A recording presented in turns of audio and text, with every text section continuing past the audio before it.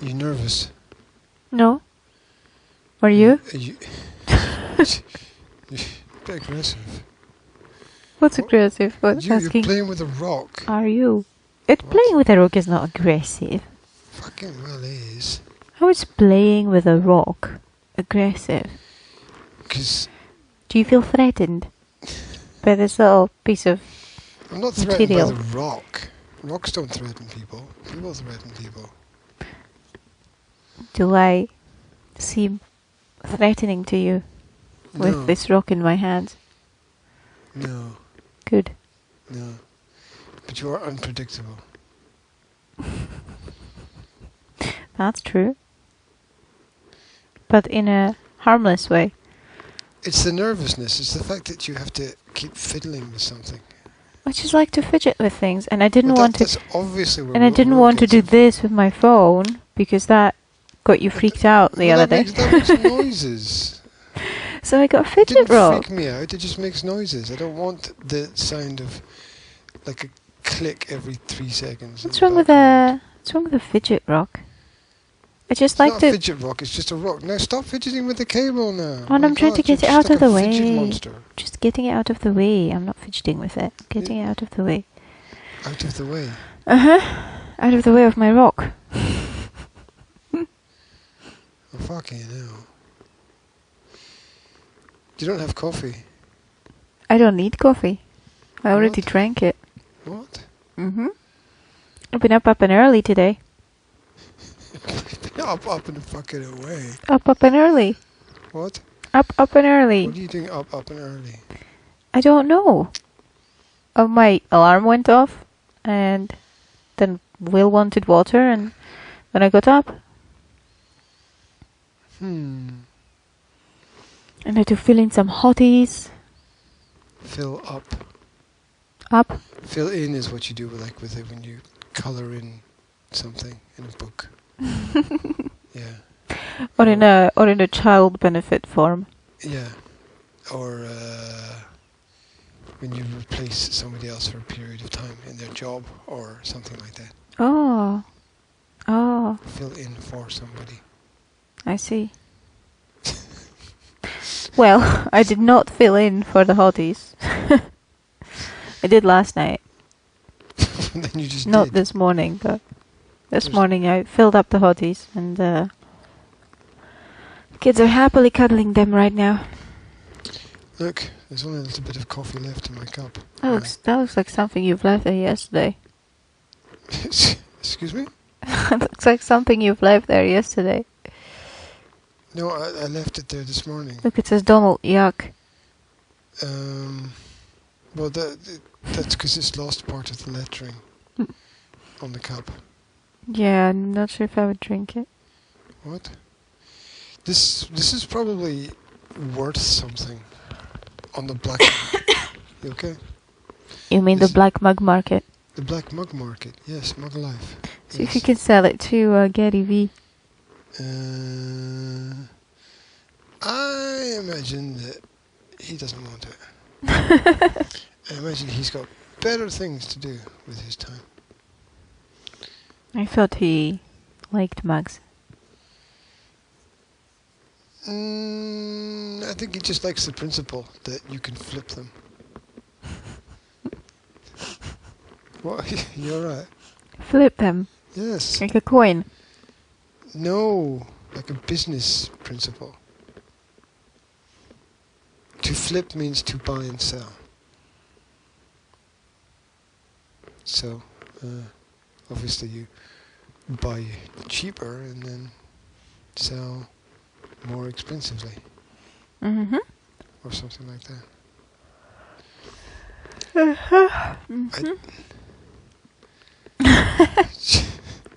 You what? I've noticed the DVD player over there, which is not a DVD player. What is it? It's a Blu-ray player. What? What's a Blu-ray player? It plays fish. Oh. You get fish and stuff fish into it and it plays them. Oh. No. It's like a DVD, except it's blue. Are you nervous? What? Are you nervous? I'm trying not to sneeze. You're doing something with your nails and it makes noises. And it's freaking me out. I'm trying not to. I'm squeezing my finger in an attempt to try not to sneeze.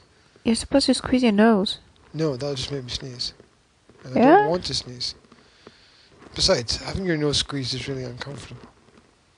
Let me show you. As opposed to having your let fingers me show you. And he What? says, I'm aggressive. What? Stop sneezing my squeezing. What? Stop squeezing my nose. Stop squeezing my sneeze. Like, no, I was squeezing my finger to stop myself from sneezing. It's not going to work. Well, why don't you just sneeze? Because I don't need a tissue. No. I don't have a tissue. I don't have one. What? You're laughing at me. Yeah. You have to keep talking. Yeah, that's okay. I will keep talking. Good morning, America. Do I start like that? Yeah, I don't know. Yeah. Okay, I will keep talking. It's dark. I always find it really funny that when you sneeze, you always sneeze multiple times. You know, usually people sneeze twice, but you've got that habit that when you start sneezing, you just go on for like 10 times or something. Not always, but sometimes. It's a bit freaky. And then you just keep going and going and going and going. This is really cool, you know. This is probably the only podcast with somebody blowing their nose into the microphone at 6 o'clock in the morning. It's real. Keep it real. Yeah.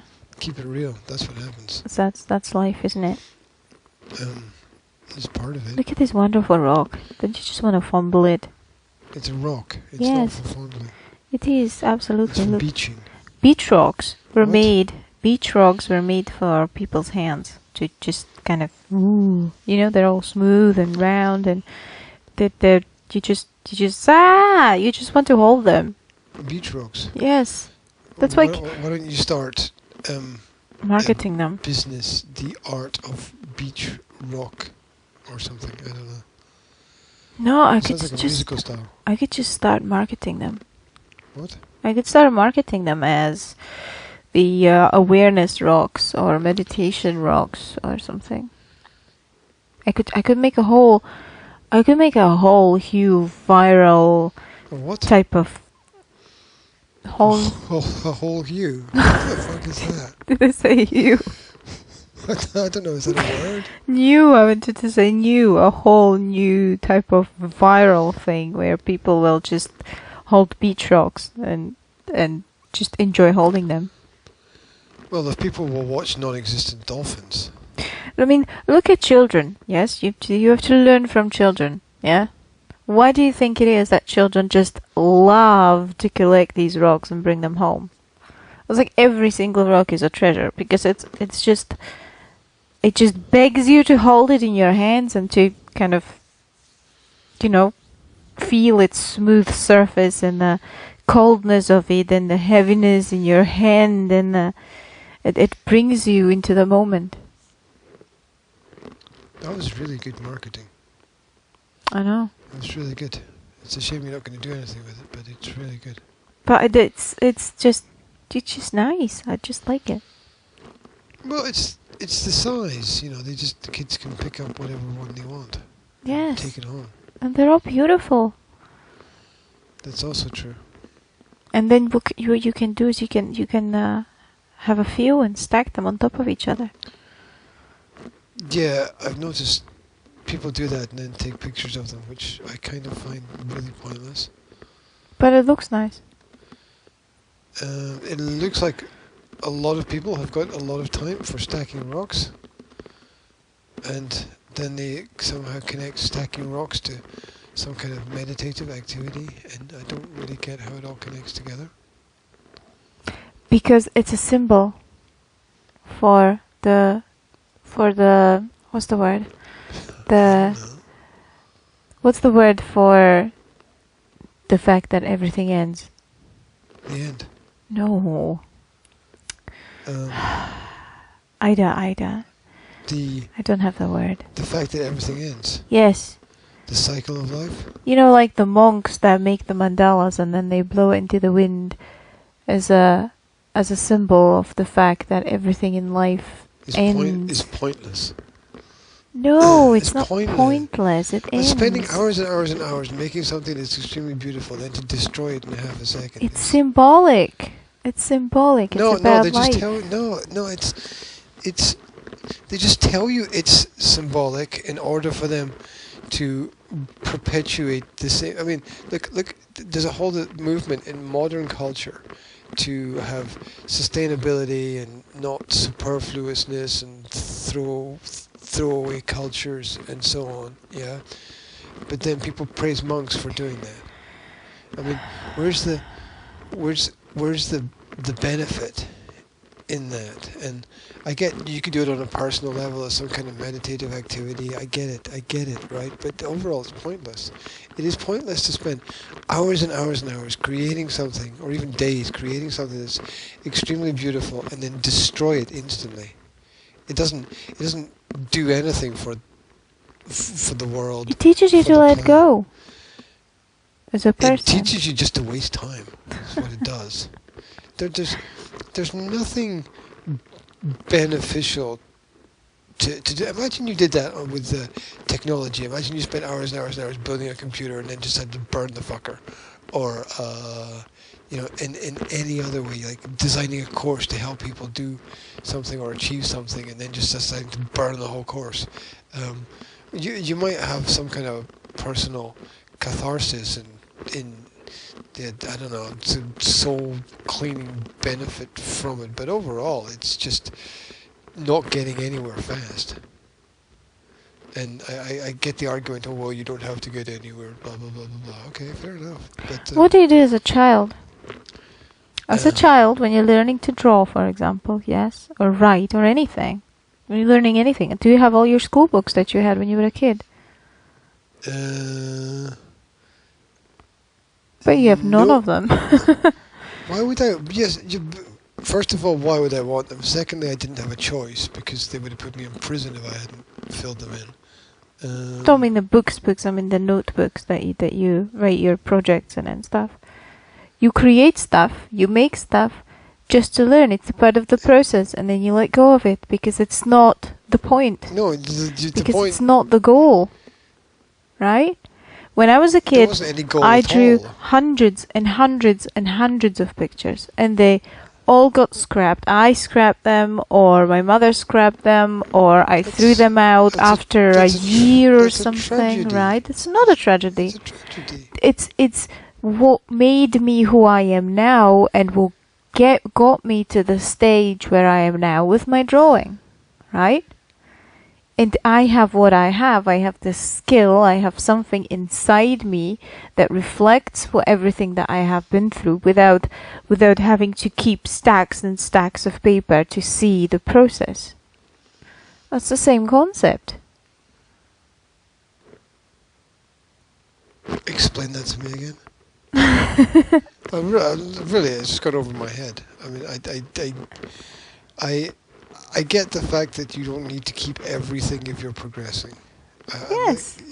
I understand that, but the example about school books is it's like you don't have a fucking choice. You do it or they punish you, right? And then you don't keep all your school books because you'd have hundreds of big black bags full of books that you'd have to carry around with you all the time, and that's kind of pointless. Mm-hmm. So it's absolutely impractical. That's like asking the farmer to carry all his sheep on his shoulders. How practical would it be to keep a bloody mandala? It wouldn't. It gets you somewhere. It's meditative. It absolutely gets you somewhere because it gets you to a moment of awareness. It's meditative activity. It's where you focus. It's where you relax.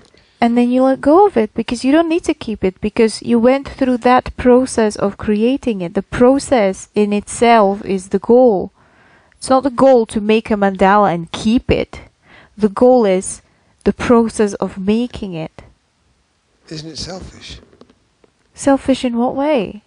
Well, that you're making something which has the potential to make the world more beautiful, but you destroy it. I mean, destroying beauty is not intelligent.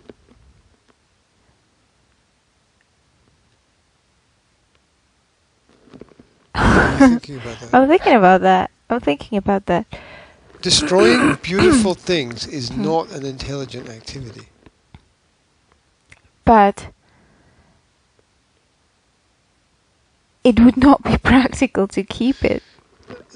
That's a different argument. I agree with the fact that, I mean, that fits into the farmer doesn't carry his sheep around with him everywhere, right? So, Uh-huh.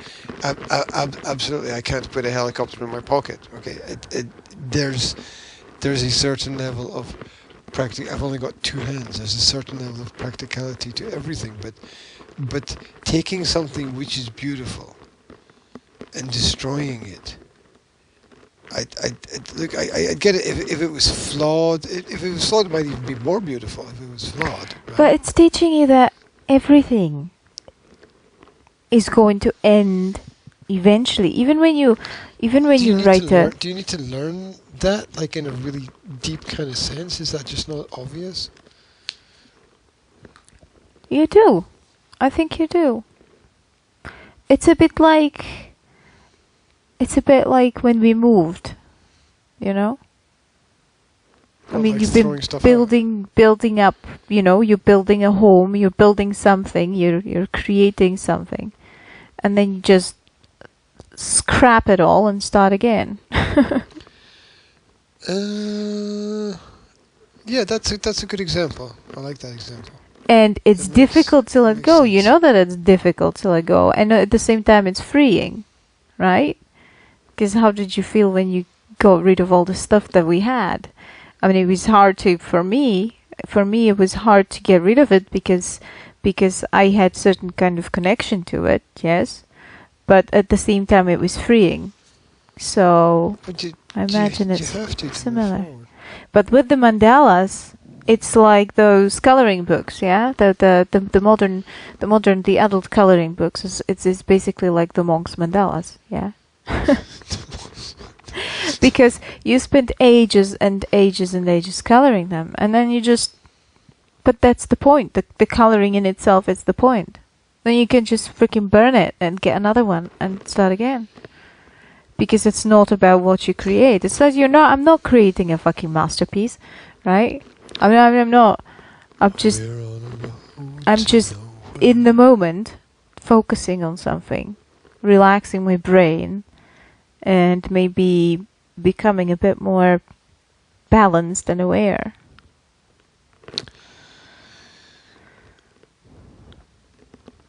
I can see certain elements of that. Obviously, I don't see it all 100%, right? But it's the put it all back in the box principle. Kind of. Where, let's take the example of a jigsaw. Yeah. Where you do the jigsaw. And you spend hours of making it. Yeah. And then you just go, oh well, we've done it. Yeb. Back in the box it goes. Yeah, well, there are people who, cover it in special glue and frame it. Yes, I know. I know. Keep them And I never understood those people. Honestly, I had friends. We had friends in Rastoka that had that massive jigsaw on the wall. Remember? No. The honey people. What? The honey people. The pig people. Oh, the pig people. I've never went to their house. No, the People who had pigs. not those that had pigs. The ones that shared a pig with us, because they bought it half and half with us. I forgot the name. Thomas. Yeah. They had this huge, massive jigsaw on the wall. Was I ever inside their house? I don't know. I'm not you. But it was right as you entered. You didn't really have to go inside their house because it was like above the staircase on the wall.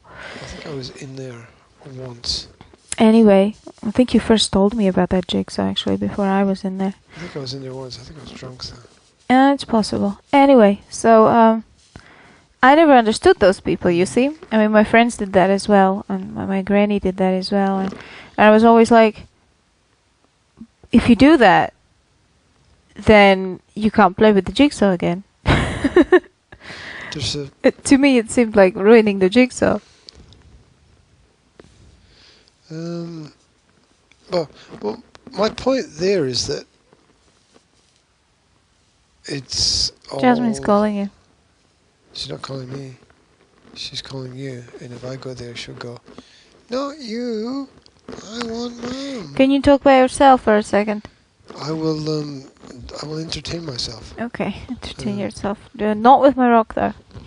I promise not to touch your rock. If it is your rock.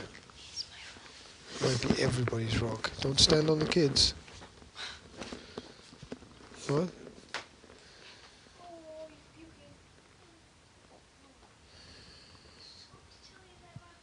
What? One of our kids is ill, and there's a stomach virus that's going around, and it's Will. And Will has decided to crawl out of bed and crawl across the hall floor with a large basin in front of him, in case he decides to be sick. What a bizarre sight. Poor boy. There's nothing worse than seeing kids who are not 100% healthy. It's a trial for the parents, always, the health of their kids. And there we go. I think Will has just vomited. That's an unexpected turn of events. Right, parental assistance required, I believe. Let's just pause this and go and deal with it. And we're back. Did you manage to solve the emergency? I've solved the emergency. Yes, absolutely. I might have to go back and edit out some of that because I'm not sure the sound of kids vomiting is the most pleasantly audible experience that people could have. Poor Will. He's so sick. He said that his hottie smelled bad. No, it wasn't bad. He used a different... Evil. He said my hottie is producing an evil smell. But it wasn't. I sniffed it and it just smells like hottie, right? It's the usual. So I brought some eucalyptus essential oil in it. Rubbed it into the hot water bottle. Yeah, I put a few drops on the sheep's belly, and he likes it. He said it smells like mince. No, so that's good. Mince, not mince, not as in mince and tatties. No, although it would be pretty cool if they made mince and tatties essential oil. Did you light the candle? I did. Perhaps it's just dead, Daddy-o. That's the end of the candle. It appears to have gone out. Well, did you blow it out last night, or did it just go out on its own accord? It was blown out. It wasn't blown out by me. It was blown out by Jasmine. Yeah, I think it's dead. That's a shame. It was a good candle. It was. I was looking forward to the pleasant aromas. Well, that's it. Don't you have one like that? What? Candle. Somewhere up there. What? Bless you. Oh God! I mean, what kind of podcast is this gonna be? If your sneezes and my sneezes and Will's puking and it's gonna have everything. It's going to be real. Yeah. Within reason, of course. But evil smells. Yeah. I never thought hot water bottles could be evil, but obviously I was wrong. Yep, there you go. Mm. Absolutely. Poor Will, he's so ill. It's not funny. Yeah, I know. Just puking and all. But at least his fever's gone down a bit, so that's good. Got to get it all out, basically. Yeah, I don't know how to help him. It's nothing I can do, just give him water and watch. Yeah, it takes time. Yeah. And all you can do is give them water, give them time, let them sleep, and maybe stick on a film for them. That's a or something. Take their mind off.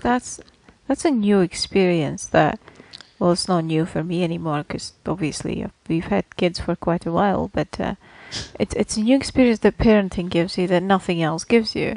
What?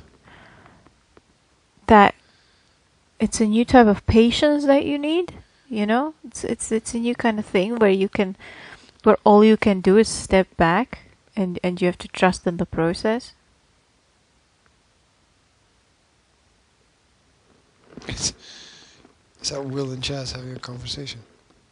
I think it might be Jasmine having a conversation with Will, and Will just trying to survive, basically. Mm-hmm.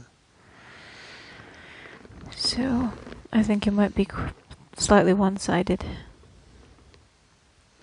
Yeah. Anyway, so it's the helplessness and the did you need to trust the process, and you know it's patience, as you said. it's a new thing. It's different kind of patience, though. It's not the kind of patience that you need when your kids are learning how to put their shoes on. You know, it's a different kind of patience. It's a scary patience, because you need faith, right? Because it's scary when your kid is sick and you can't do anything about it, really. I mean, obviously you can give them medicine, but still all you can do is just wait and see what happens. Yeah, there's a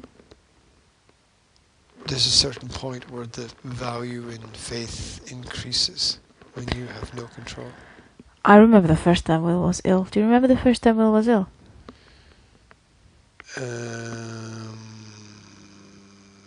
No. First time I was ill was in the first apartment. Yeah, my brain is there right now, but he was little. He was like maybe 6 or 8 months old, and he was little, and he had a very high fever because, well, it seemed like very high back then to me because it freaked me out. Must have been about 39 C's, and it was just what you call the fifth child's disease in Slovakia. It's basically just 3 days of fever and then a very mild rash after that. Mm-hmm. And that's all. And it's completely harmless, but it's scary as hell. And I remember being freaked out. Yeah, seeing kids go through that kind of stuff is really difficult. Yeah, and I remember you are totally helpless. Yeah, absolutely, absolutely, and you just have to let them fight through it by themselves. But on the other hand, that's a good thing, because we as parents already try to make everything easier for our kids, which is not a bad thing, but sometimes it's good to step back and let them fight their own fights, and that's the ultimate fight, isn't it? What's the ultimate fight? The fight for their own health. I mean, their own body's putting up a fight for their own health, and you can't really fight that fight for them. Well, there is another side to that. Yeah. Which is that if you prepare them well, then you give them the tools that they need. You don't make it easy for them, but you give them the tools that they need. You don't build it for them. You give them the tools so that they can build it themselves. So, you know, when you say that you can't fight the fight for them, you can, in a sense, if you prepare them well, because a well-prepared person is ready for the challenge. Yes, but they It's still like have to deal with it themselves. Yeah, but it's warrior mentality. Yeah, but as a parent, you just want to take away the pain, right? You want to take away the pain and put it on yourself. To a certain extent. That's your original, like, basic instinct. Yeah. Well, to a certain extent, yes. You don't want to take away the level of adversity, but you do want to take away the level of pain. But it's not always, you know, like I said, warrior mentality. The warrior spends very little time fighting and most of the time in preparation. So, you know, as a parent, the job of the parent is to help the child to understand that the preparation is more important than the battle, because the battle is just the final point. So as long as you spend your time in preparation, you sort of reach a point psychologically where you don't have to get ready if you stay ready. How do you stay ready for sickness? Well, I'm not saying that you stay ready for sickness, because a certain element of sickness is unpredictability. Yeah. Mm-hmm. But then you learn to accept the unaccepted. And how do you stay ready for sickness? Well, you try to have a healthy diet. You know, you try to limit the probability and possibility of those elements existing. You stay strong. You drink water. You wash your hands. Yeah, but those things are not preparing you for sickness. Those things are supposed to avoid it. Well, obviously, if you can avoid it, you want to avoid it first, right? Mm-hmm. That's if you can, you want to avoid it. Because there's an unpredictable nature that's not good there. So if you can, you want to avoid it. Now, if you can't avoid it, you want to be able to manage it. Mm-hmm. It's never easy managing that element of life, but it's, I guess, individual in its processes. I think we talked before about judgment of levels of pain. I mean, that's really complex, because feelings are not very objective ways to measure things. It's like one person's experience of 10 on a scale from 1 to 10 is somebody else's experience of 5 on a scale of 1 to 10, right? No, you don't know that, because you don't know what the other person is experiencing. But that's what I'm saying. That's just your theory. Well, that's what I'm saying. It can't be proved. Yeah. I mean, it's unpredictable. It can't be proved. So even saying that everybody feels pain differently is just a theory, because you don't know that. Yeah, but you can also rationalize that a Navy SEAL who's gone through a lot of training is going to be able to endure more pain than somebody who hasn't gone through those mental exercises. Oh, you don't know if it hurts less or if it's just better at pain management, though. Yes, and both things are extremely important. So I'm not saying they're not. Yes, but they do make things different. Yeah, but I'm just saying that, you know, if you shoot somebody in the knee, yeah, okay, let's choose something less extreme. What? This is how you think about things. If you prick somebody with a needle, yeah, and one person jumps up and goes, ow, and the other person's like, have you finished? Right? It doesn't mean that they felt different level of pain. It just means that maybe the other person was in a different state of mind than the first person and managed it better. You know what I mean? You cannot tell that people have different thresholds of pain because you don't know how much pain they're feeling. The only thing you can know or you can see is how they manage it.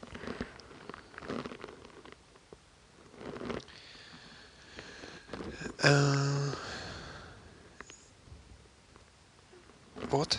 You're saying that they measure... is it possible to measure the management? I don't know. I'm confused by all of that. It's only possible to measure the management of the pain. It's not possible to measure how much pain you've actually felt, unless you've got some kind of weird brain scanner that can see your brain activity or whatever. But even then, even that is not probably wouldn't be a proof of how much pain you're actually feeling, because I imagine that your brain activity depends on your thought processes and what your state of mind is when you're feeling the pain.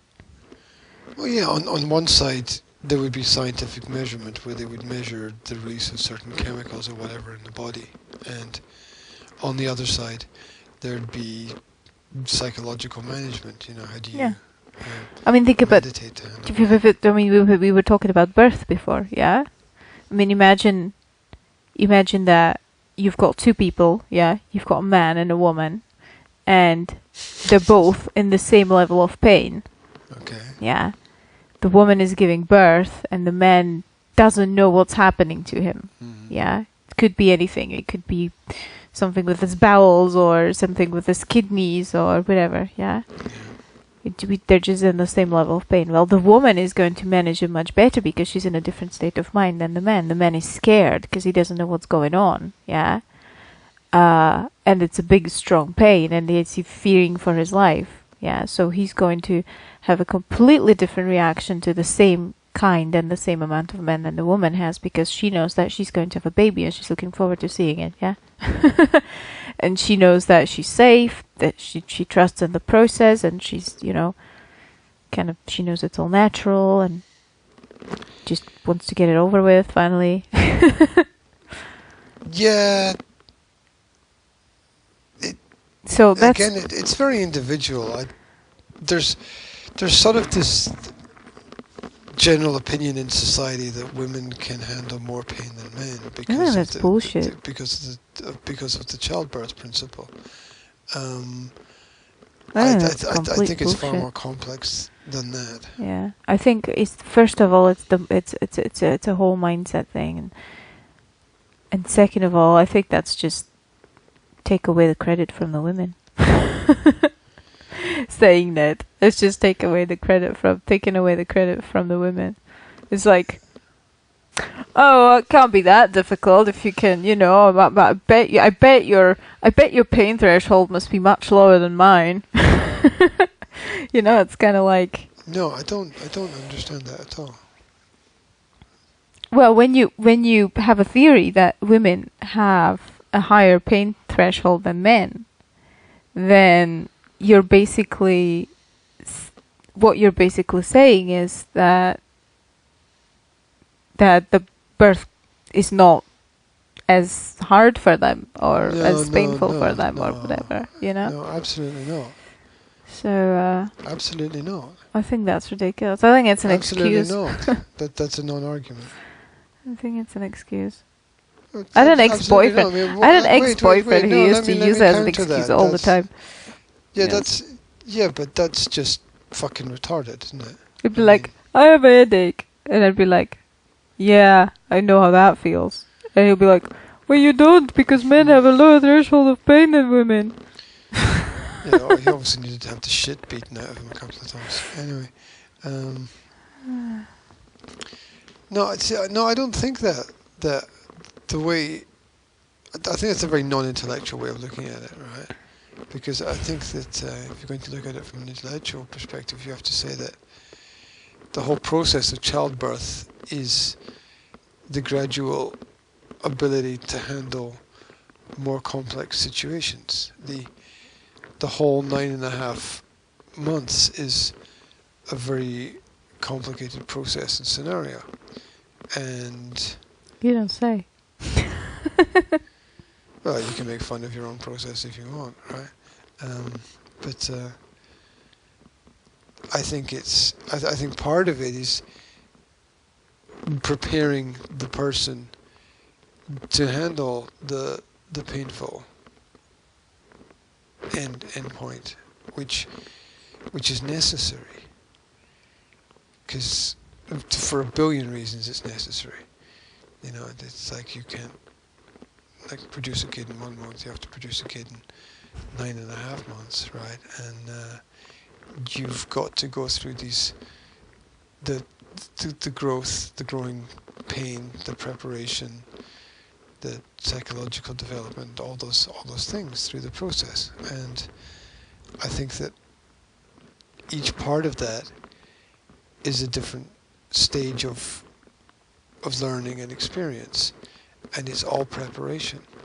And the more preparation you do, the more well prepared you should be for something. Not making the thing easier, but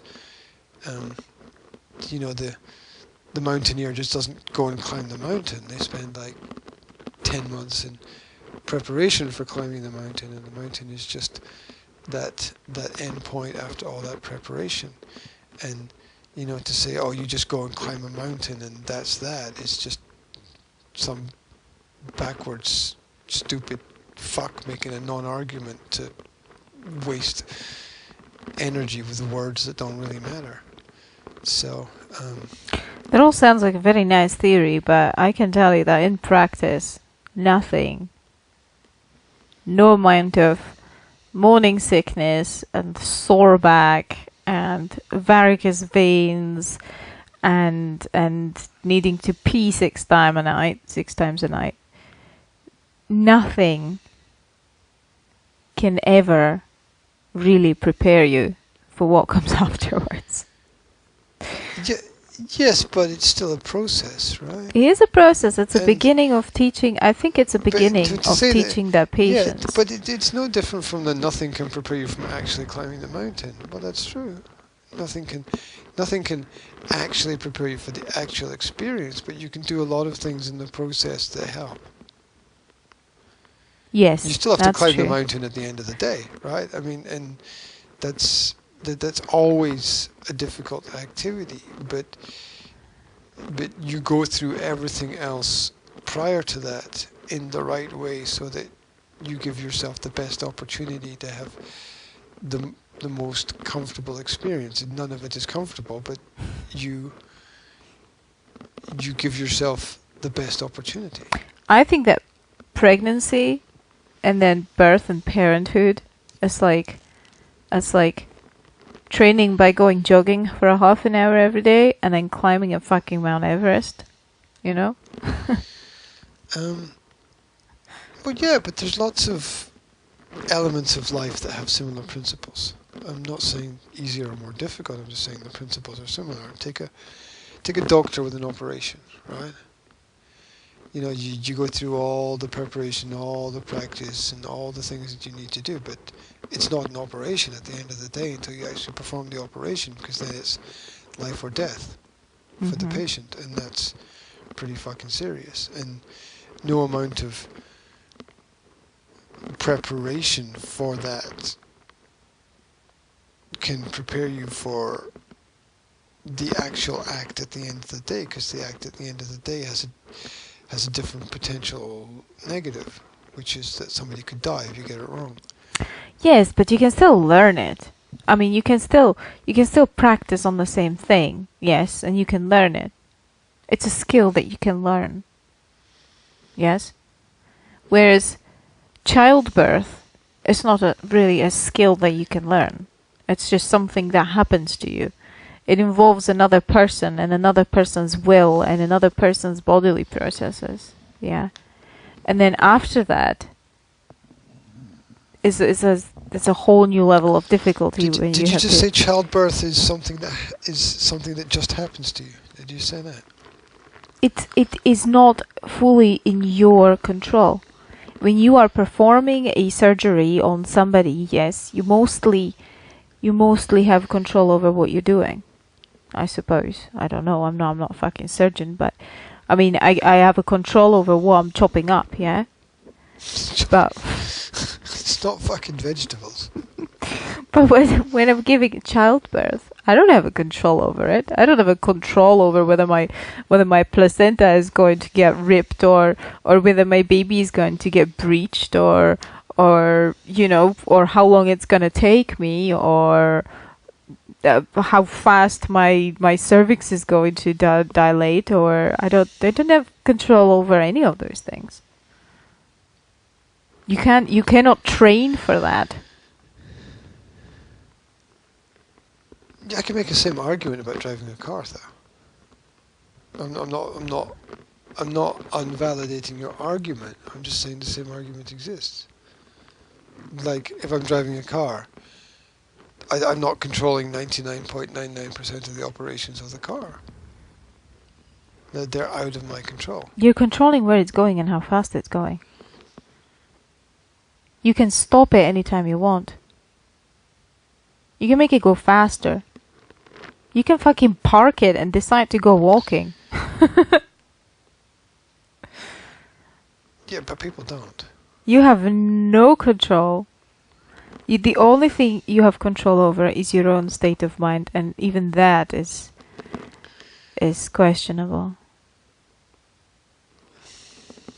And it's not the only thing that's hard. I mean, the hardest part comes afterwards, right?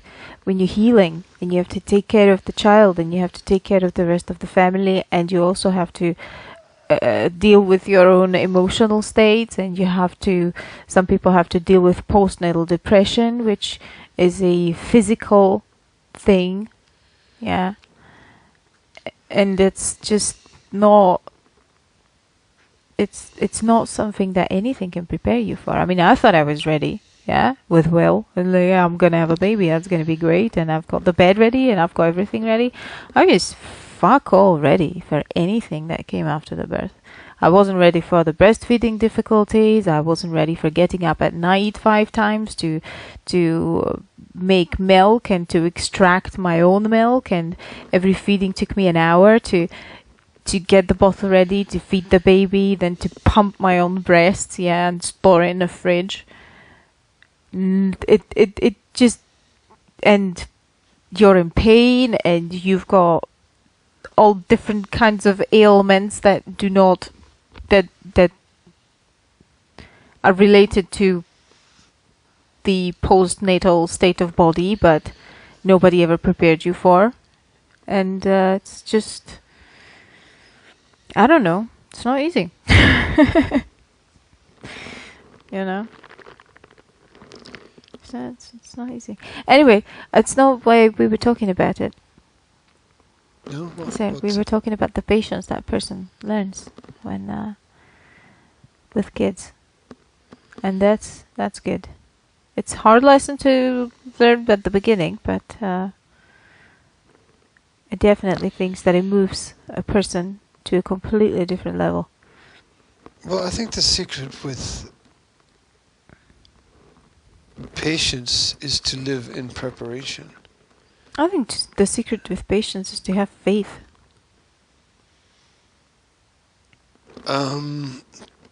Too easy, right? Because I think you have to do something if you want something. Yes. I think this idea that Obviously you can have something by doing nothing, but that only works as the end result of a long process. And I never suggested that. I never said you did. Okay. I don't know where it came from then. Well, it came from examining counter arguments. That's where it came from. I mean, it's important to see things from the other side, because there is a point in time where you are required to wait, but it's the very last stage of preparation where you've done everything else. Let's say, take the... you want to say something? Patience is not just waiting. You're creating a straw man. Patience doesn't mean sit back and wait.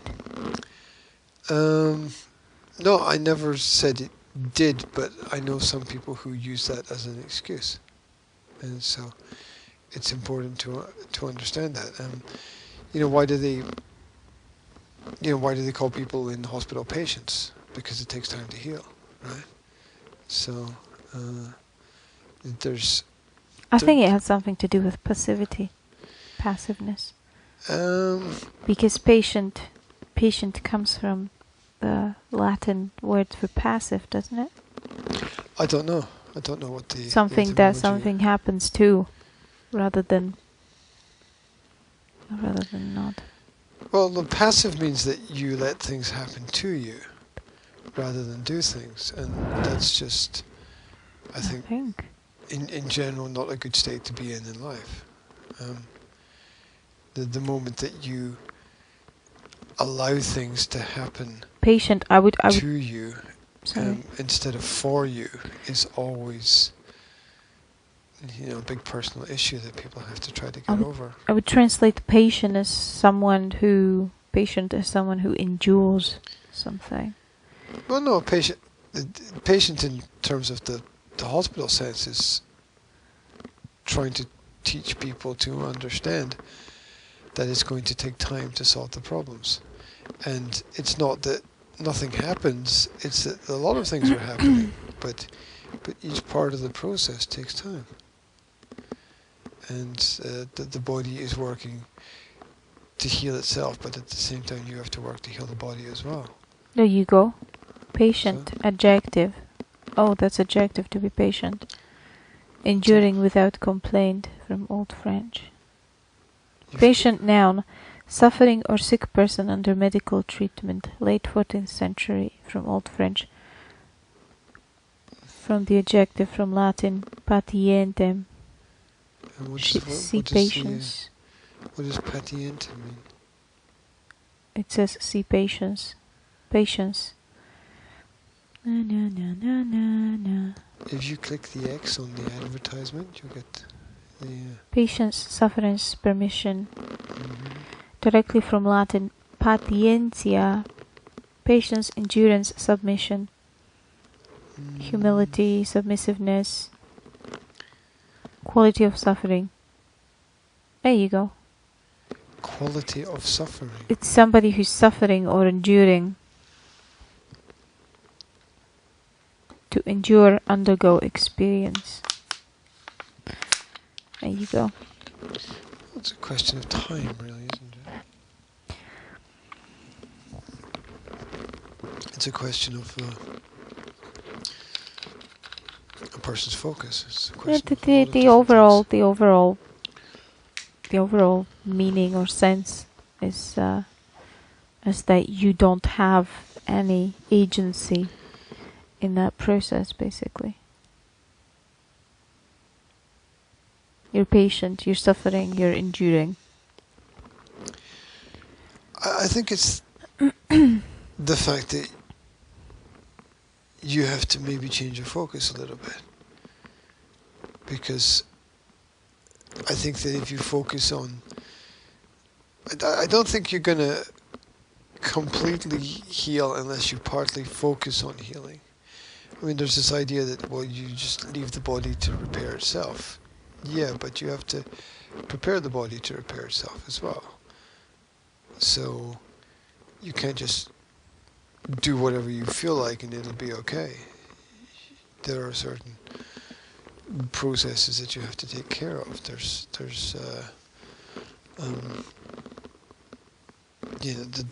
a healthy way to do things. Yeah. And if you do things a healthy way, that'll speed up how everything works overall. So I think the best example is when you've got an injury. When you're a sporty person and you get an injury. And what you're supposed to do is you're supposed to let the injury heal before you push further, because you can hurt yourself more if you push further through an injury. And that's just stupid. So yeah, there is another side though. That requires a massive amount of patience. I just had a dream.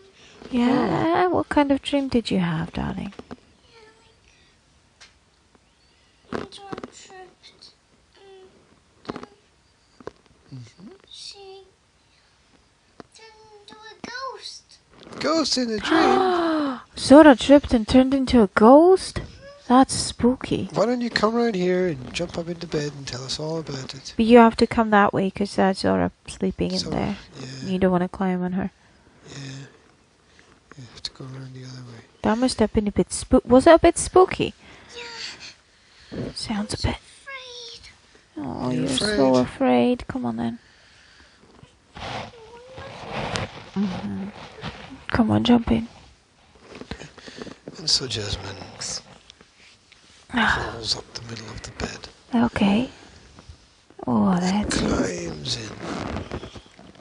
Yeah. Lies Perfect. down and cuddles up. Hi, baby. We're here. We're here. Nobody's were going to trip and turn into a 4 ghost. in the bed, and the little one said, roll over, roll over. I wish my arm was extendable so I could reach out to the door and close it from Close it. from here. Shame it's not. You should get one of those from the works. You know, they've got those telescopic sticks with a hand at the end. You could use it just now. That's for people with no arms, obviously. I don't think so. It's for people who don't have extendable arms, like Dad has. Tickle, tickle, No, not tickle. Incredibles. Hi. Elastigirl. You okay, Jess? Oh, you looking forward to going to the library today? Yeah. I will do some exercises. I want to do some exercises, William. Okay, you can come and see me in the fitness suite. Sweet, that's a funny word. I know. Sweet. It's a shame that they don't have a punching bag. You can just use one of the librarians. I don't think so. There's one of them that does look like one. Not hard enough. You can't punch soft things. I'm not sure any librarian has ever been hard enough. The other one is the fitness one. Yeah, but their job is more fitness than librarian. You know? Yeah, that's true. It's like a fitness sort of monitor, trainer, librarian. How about the librarian from the film? What? How about the librarian from the film? The librarian. Yeah, that's not real though. Oh. That's a film. Yeah, well, yeah, I know, but he was hard. No? You know, that's like saying if you had a film where The Rock played a librarian, like that's, and I don't mean The Rock in your head. I know. Even the cool guy. It's so cool. I like him. Dwayne. Well, the whole world likes him. I know. I don't see how somebody can not like him. It's so likable. He's so likable. He's an example of He's like a big tough teddy bear. positive mental attitude. Yeah. He gets things done. No shit. He gets his pectorals done. He gets everything done. It's like one of those sleep 4 hours and get up, spend the first 2 hours of the day working out, and then just have business meeting after business meeting after business meeting after Does he have lots of business meetings? I think you have to in his position to get things done. Well, as an actor. Well, I think he's more of an entrepreneur than an actor. Is he? Yeah. I mean, obviously the acting part is there, but What's his business? well, his business is himself, his promotion of himself. Well, yes, but as an actor, no? I mean, Um, what's the difference between him and Brad Pitt? Brad Pitt doesn't actually ever appear to do anything positive. Because if he was doing positive stuff, his PR company would be pumping it out constantly. No, I and mean it's just never professionally. I mean professionally when it comes to what makes The Rock more entrepreneurish than anybody else in the acting industry.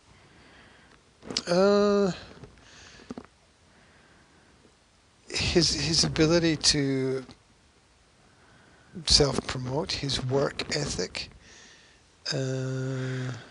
his social media presence,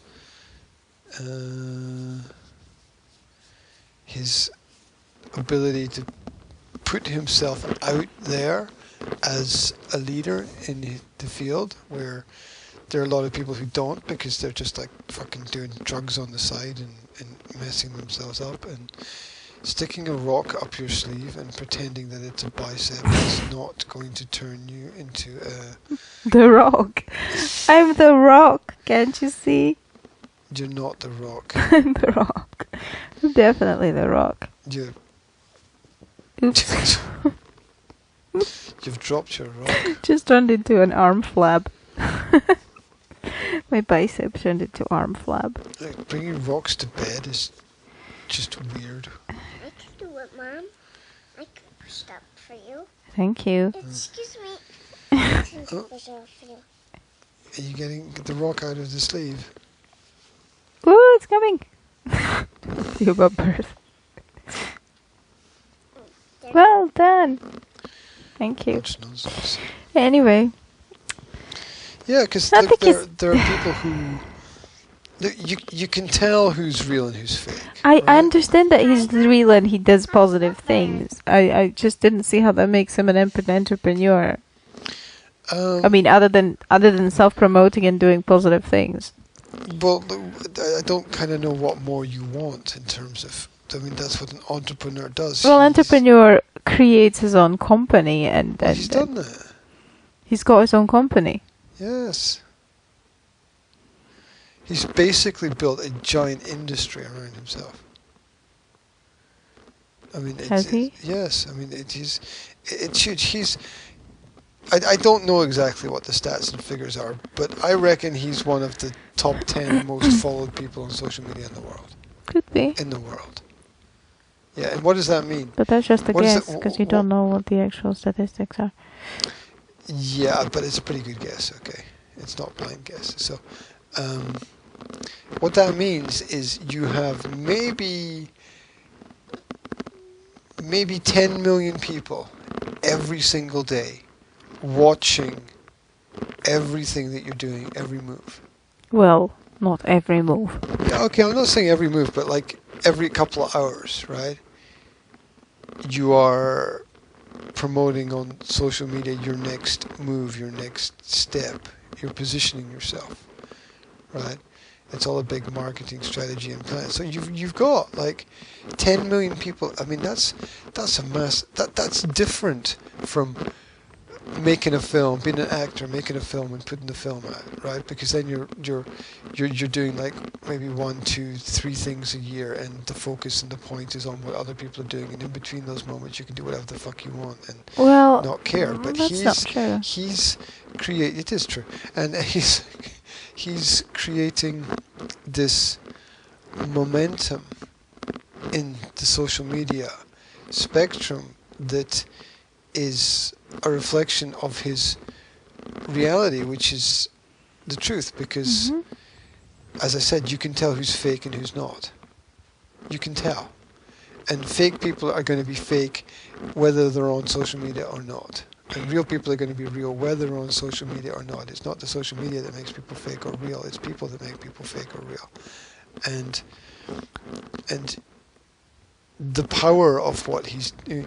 I mean, he can change more people's lives in 24 hours than governments can in 100 years. I don't know about that. I do. I mean, that's... How can he change lives of million people other than motivate because they're them? following him. I mean, motivation is the fundamental principle of change. So how can you change people except motivate them? But except for motivate them is a false question.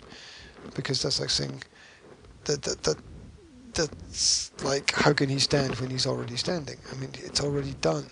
Yeah, it's already, and it's he's taken on that responsibility, because when you put yourself in that position in terms of society, you put yourself in a place of huge responsibility. Can you turn off your phone, please? Do you know who's the most followed celebrity on the social media in the world in 2018? Barack Obama? Selena Gomez. I don't even know who that is, and I don't want to know. I love your black cable. I think it's Justin Bieber's ex. Oh yeah, Second is Cristiano Ronaldo. that's football though. I mean, he's followed because football is big. Third is So- Ariana Grande, whoever that is. Who has not even recorded one single good song. Fourth is It's because Beyonce. she's pretty and has tits. Fifth is Kim Kardashian. I don't even know. I don't even know any of those people or whatever they do. I and that's know. Great. Why? Sixth is Taylor Swift. Who are these people? Don't know. Next, 7 is Kylie Jenner. I don't know. I'm so happy that I don't know who any of these people are. Oh, he's 8th. Sorry. He's 8th. So when I said top 10, I was right. Yeah. Yes. I said top 10 in the world. He's got and I was 100 right. million followers. There you go. Right? Dwayne The Rock Johnson. Yeah. So I was right. It was an educated guess, and it was right. And 100 million. So not 10 million, 100 million. So every day Mm-hmm. when he promotes what he does, he's influencing 100 million people. What pressure? What if one of them kills himself or something, right? I mean, it's incredible pressure. But what do you mean? What if one of them kills himself? I mean, well, what do you have to do with that? Well, because you've got a responsibility as an influencer, right? You can't influence other people's mental disease that are hundreds of kilometers Yeah, away I know. from you. I know that, and we all know that. Let's be intelligent about it, okay? Let's not be silly about it. Yeah. That's what I'm trying to do. No, because if you put out a piece of content that says, and look, I'm not saying that you're directly responsible for things, but action on a large scale comes with huge responsibility. That's what's that Spider-Man quote, yeah? Mm-hmm. What is it? With great power comes great responsibility, or whatever, Mhm. right? And so let's say you say to somebody, follow your dreams, and like their dream is to, I don't know, do something which is maybe slightly risky or dangerous, and they die. You're not directly responsible for their death, but you've got to wonder about if you give them good advice. Oh, that's just not very intelligent. I'm sorry, but it's not. Well, you can't just say, okay, let's. I mean, I understand that. No. Let me finish my example. Don't jump in before I'm. Okay. Let's say you say to somebody, follow your dreams, Mm-hmm. and let's say they pick up that message, Mm-hmm. and their dream is to do something risky, Mm-hmm. and let's say they die. Mm-hmm. You're not directly responsible for their death, but at the same time, you've got to realize that what you say is going to have an influence on other people's lives, and you don't exactly know the consequence. Now, the same argument would be, let's say there's a car crash, right? And somebody dies in the car crash. Mm-hmm. The same argument would be that the car company is directly responsible for the death of the person in the car accident. Now, we know they're not, right? The car company's not. But at the same time, when you're making a car, you've got to realize that the result of that is going to be accidents and death, and it's just a part of the process. You're not directly responsible for it, but you have to live with it.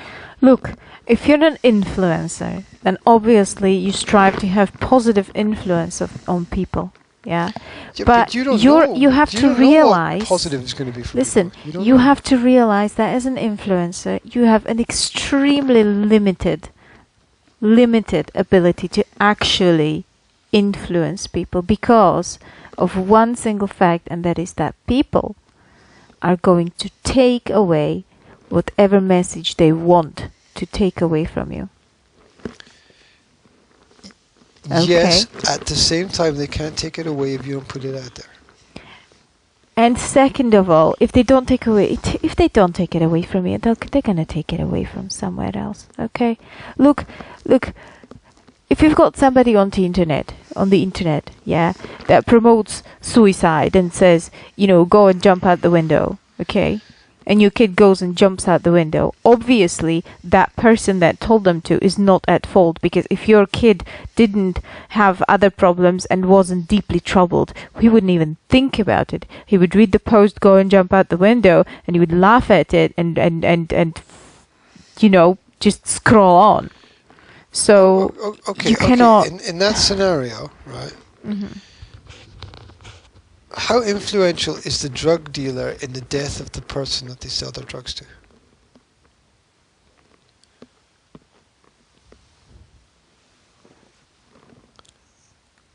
That's a very good question.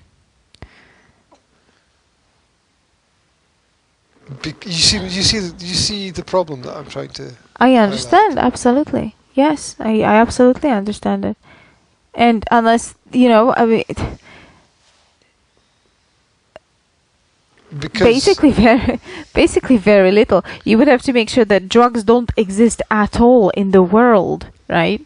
I mean, the person who takes the drugs is either going to buy them from that drug dealer or from a different drug dealer, or they're going to, if they can't get the drug, they're going to reach for alcohol, or they're going to start gambling, or they're going to do some other self-destructing and harming activity. So yes, the drug dealer does have a responsibility because they sold or produced or sold the drug. I don't know whether they also produced it or not. Obviously, if they produce it, it's even worse. But at the same time, that person that took the drug is responsible for their own decisions, and so are you you saying cannot that take that responsibility away from them? It would be wrong to arrest a drug dealer for selling drugs to a person that killed a person? Sorry? Would it be wrong to then arrest a drug dealer and charge a drug dealer for selling drugs to a person that killed a person? Are you saying the drug dealer would not be responsible for the death of the person? I'm saying that they are partially responsible for the death of the person. But the person themselves are responsible for it as well. That's why I don't understand. But where's... So, you're saying partially responsible. Mm-hmm. So, if you put out social media that's having an effect on people, you're also still partially responsible. That's different.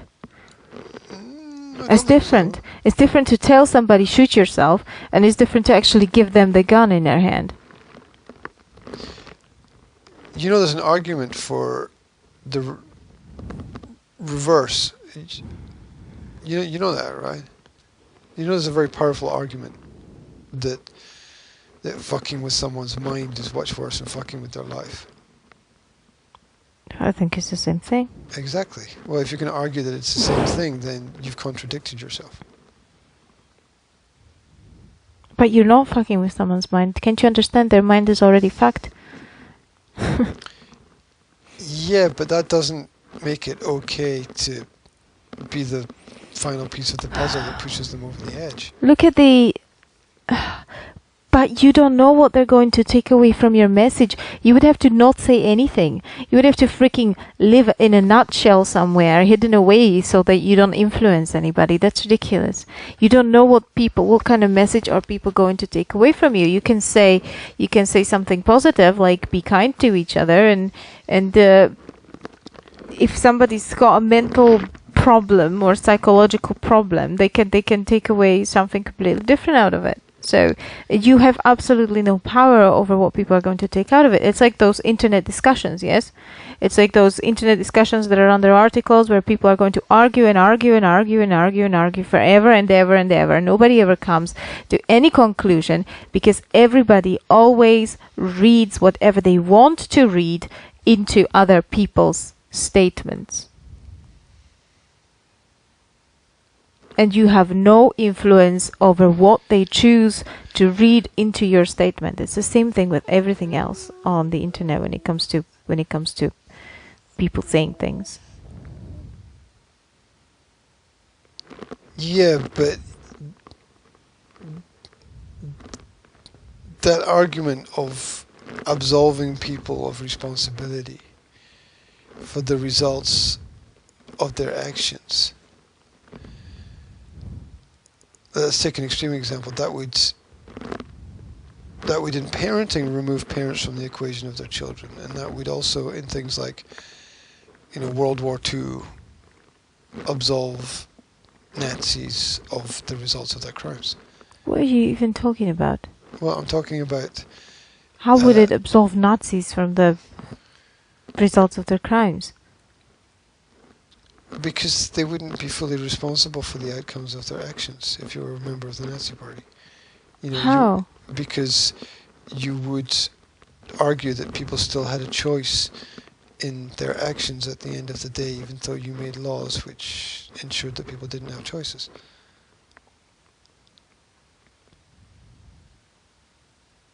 And that's the same argument. They did have a choice, and lots of people made the right choice. They risked their lives, yes, but they made the right choice because they had the choice. Yeah, and lots of people died. Yes. And there were very little consequences to a lot of people whose actions caused the results of pain and suffering. Like And? it's I don't understand your point. I don't understand how that has anything to do with The Rock and his influence on the internet. I'm talking influence. Yes. Yeah, you have some responsibility as an influencer for the results of your actions. Yes, but you can't compare it to people who actually went into the concentration camps and actually gassed the people who were there, or who actually shot people or whatever. No, I'm more specifically referring to the. Can you not play with the technology things? I'm actually specifically referring to the policies of the political parties, because that had an influence, yeah, and It's not just influence because they said their own opinion. well, it is. Well, Because no. that's where the influence came from. The influence came from their opinion about what was the Darling. right thing to do.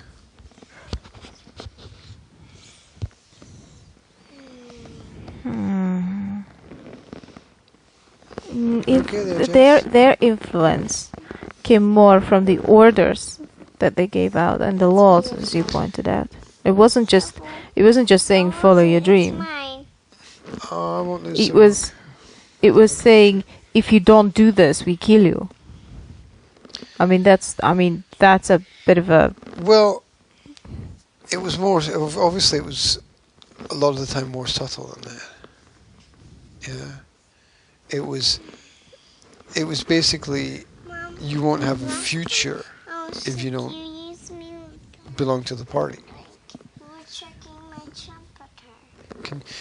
If you let her play with that, she can turn everything off. You know that. Would you like to check your temperature? I'm not sure Yeah. that. You do? Is that good to use that thermometer of Will's? If it's been used for Will, without being wiped or cleaned, considering Will has a virus. I think that using just about anything in this house is the same kind of risk. Yeah, well, some things are more risky than others.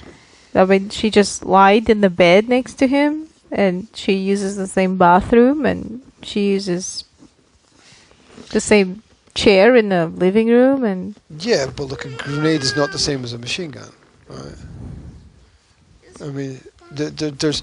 Okay, the argument that there's risk in everything is not the same argument as that there are different levels of risk. Those are two different arguments, yeah? Yeah. My temperature. Her What temperature. happened, Jazz? She wants to check her temperature. But you understand my point. I understand your point, and I think The argument it's that there's completely risk in fine. everything is not the same argument as there are different levels of risk. Yes, I understand that. I don't think this poses a huge level of risk. Lift your armpit. Close your armpit. That's it. As you wish. As you wish. Would you have to talk about what you're doing? I'm measuring the temperature, but it doesn't register. Oh, look, now it registered. It's an old thermometer, you see, so it's a bit slow. Can you see the numbers? Can you see them going higher? It says 33.5. It's going up and up and up and up. Yeah? Mom, Hmm? is that my... Mom, Yeah? I saw it turn into J. You what? I saw it turn into J. You what? What happened? What happened? Who did what? I saw it turn into J. Oh, you saw it turn into J. I see. Now it's 346. See? 346. Oh, that's not J, that's a 7. You got it upside down. Sevens are not like that. J's are like that. There you go. Well, sorry, I You've didn't been- know that. You've been told. 35. Can you believe it? What letter is this? The first one here. Eight. Oh, what is now? I? It's called I. Okay, Get it? I. get it. I just love your sense of humor, Jasmine. It's 35 free. Mm-hmm.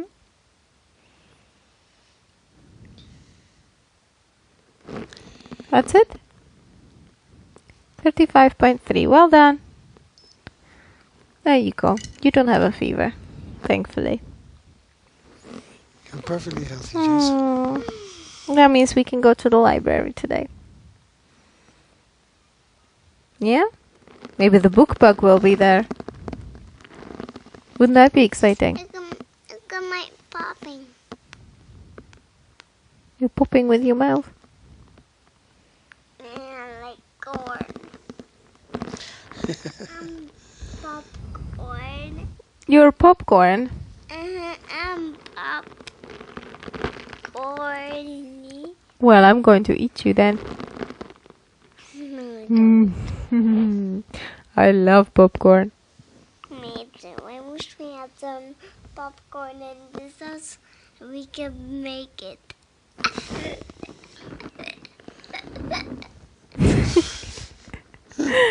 Oh, Jasmine, cuteness overload. Dun, dun, dun. Cuteness overload. Mom, I haven't eaten something. Mm-hmm. We'll get you some breakfast, okay? But we have to finish this recording first. I could go back to bed, you know. God, tell me about it. I could just go back to sleep. Can we not have another hour of sleep? We could. What's the time?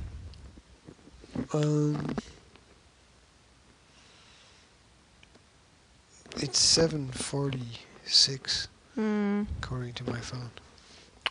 Well, the thing is What's the thing?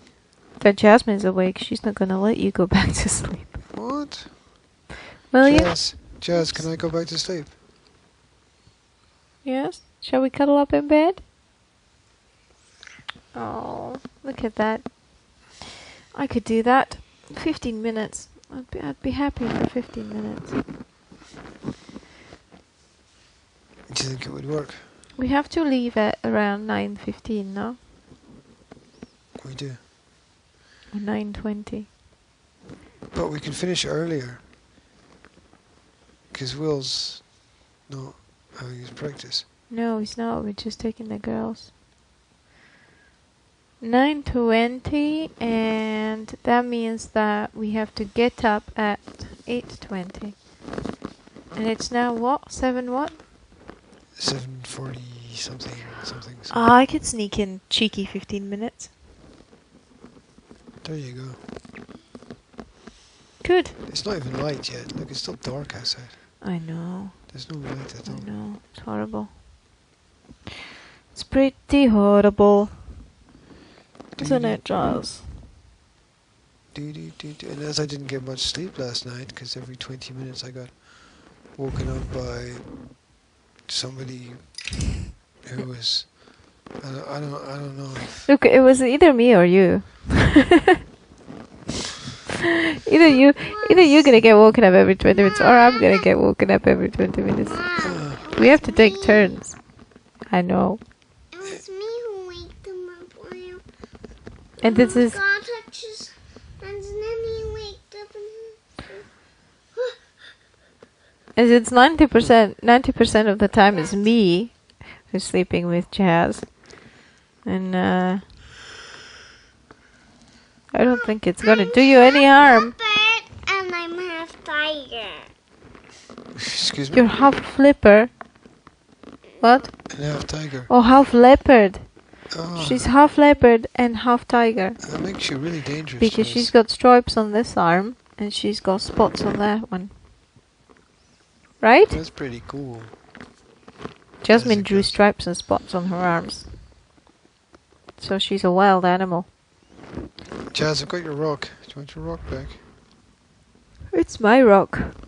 My rock. Anyway, I would like to return back to the beginning of the cycle What? and point out that I think that stacking rocks is actually cool because that's that symbolical type of activity where you stack rocks, yes? I mean, people use it that way. Some people that are kind of aware.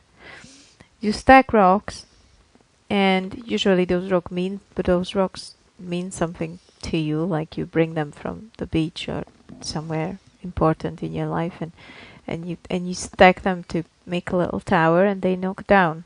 They get knocked down. Sorry, I forgot the verb. They get knocked down, and then you stack them up again. And that's the whole point. And it basically symbolizes your life. And it's the kind It of doesn't symbolize my life. it does because it symbolizes the strength in rebuilding, because things are going to get destroyed and knocked down and you know, just shattered generally. But it's a symbol of the strength of coming back to it and rebuilding it again, and then putting something extra on top, possibly. Yeah, I think it's not very helpful for society. I think it's a nice practice. You don't have to. Oh, Jesus Christ! Not everything has to be helpful. When you go to the loo and you poop, is that helpful for the society? It's just a silly extreme example. I mean, not everything has to be helpful for society. Is something not helpful? Not helpful. Well, Look, no, is you but exercising on the bike helpful for the society? No. Yes, it is. No, it's not. It is. It's very helpful for society because I'm performing my responsibility to society to look after my own health. I'm not overburdening the healthcare system by living an unhealthy lifestyle. For example, it is of huge benefit to society that people take care of their health. End of story. Well, End there you go. argument. Stacking rocks. You're taking care of your psychological health. You're just stacking rocks.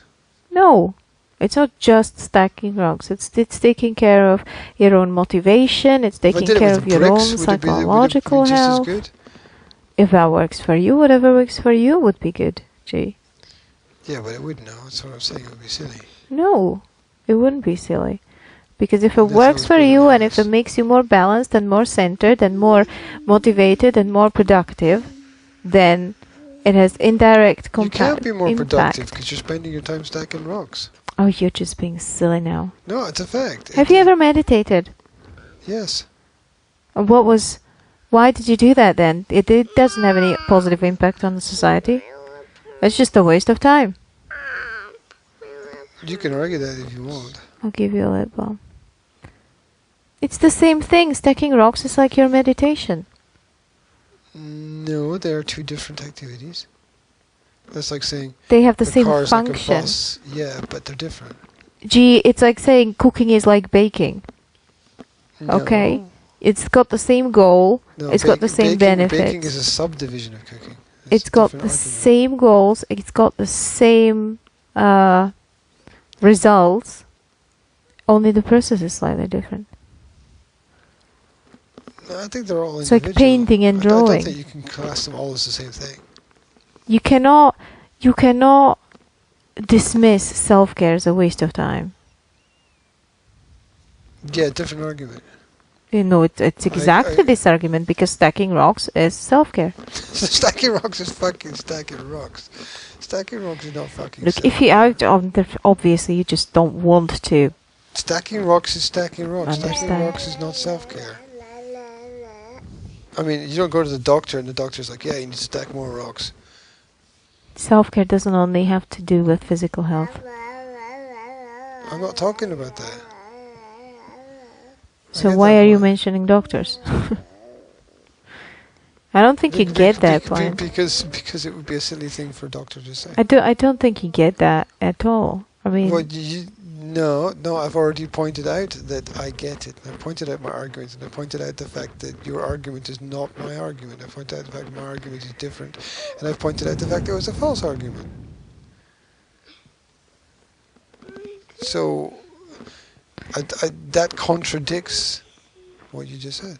look, stacking rocks as a meditational, self-awareness and motivational activity is not a waste of time. It is a deeply meaningful activity for some people. That's all I'm Stacking saying. rocks is just stacking rocks. Look, if you feel, It's like saying the wind is meaningful. it's okay. It's okay. It's okay. Yeah, that's not an argument. That's just like a weird non-statement.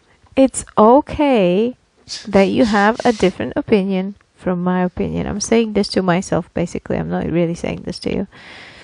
I'm just calming myself down. It's okay that you have a different opinion than my opinion. I know Well, thank what you for saying that it's okay for me to have a different And opinion. Thank I you just for that. told you I'm not telling you that. I'm telling that to myself. Didn't you catch that part? Yes, I did. I did. So I'm going to stop arguing now, because it's pointless. Because it's something. I'm not That's a arguing, matter I'm of debating opinion. it, and an argument is a point made during a debate. What's the difference between arguing and debating? Debate is the overall activity, where you discuss, probably with the attempt to persuade the other person or enlighten the other person, right? Mm-hmm. And an argument is a point which is made during a debate in order to support your opinion or I was asking perspective. about the noun arguing. It's a gerund. I mean, it depends on the sentence that you're using it in. Well, you just said I'm not arguing, I'm debating. That sentence, what's the difference between the two? I just gave you an explanation. So basically your explanation is... No, listen, because arguing as a noun, you asked for a noun, is the same as Yes. argument as a noun. The principles, the noun arguing and the noun argument have the same Argument... I mean verb, sorry. I didn't mean What? noun, I mean verb. Arguing as a verb. meaning. Well, that's different. I'm not talking about that, and I haven't used it in that way. You did, because when you say I'm not arguing, that's a verb.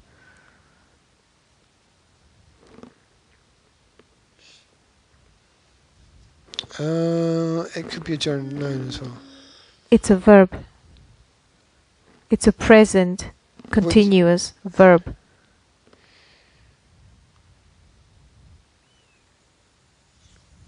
Okay, what was my sentence? I can't remember. You the said original I'm not sentence. arguing, I'm debating. Yeah, okay. Arguing is making specific points to... Okay, no, you're using the ing form. Okay, what's the difference between arguing and debating? Debating is... I defined debating before, right? Mm-hmm. As it's discussion with an attempt to influence or persuade somebody Mm-hmm. about a topic. Yeah. Arguing is just talking loudly to yourself so that you feel better. Is that the definition of arguing? No, you'd have to look at the dictionary definition of arguing. That's how I would explain it. But that's not a dictionary definition, obviously. We can go to a dictionary definition if you want. But, I will. But Because I think arguing, with the meaning of arguing, is producing arguments in a debate. That's one of the meanings, yes. But it's not the only meaning. And Which you are doing. Because if you're debating, then you are arguing because you're producing arguments. that would make sense. It's not the only way to look at it, but that also makes sense. Mm-hmm. I need to pour something. I think that's our cue. Poo is the cue. Mm-hmm. No. Poo is the cue. Well, I'm gonna have to finish because I need to take Jasmine to pool. That's lovely. Mm-hmm. No. No? I need to go to. I need to What? go. No. She What needs to go now. do you want to go with Mummy? Yeah. Yeah? I'm not sure I can actually move because I've got somebody lying down on me. Maybe she wants to go with you. Yeah. How about with Dad? Can Daddy take you? You see? Daddy can't do that. But Mummy's being a pillow. Exactly. Exactly. Okay. Bye-bye. Yes. Shorts and all. Whatever. We're going to say bye, Jazz. Are you gonna say bye, Jazz? Say bye-bye. Bye.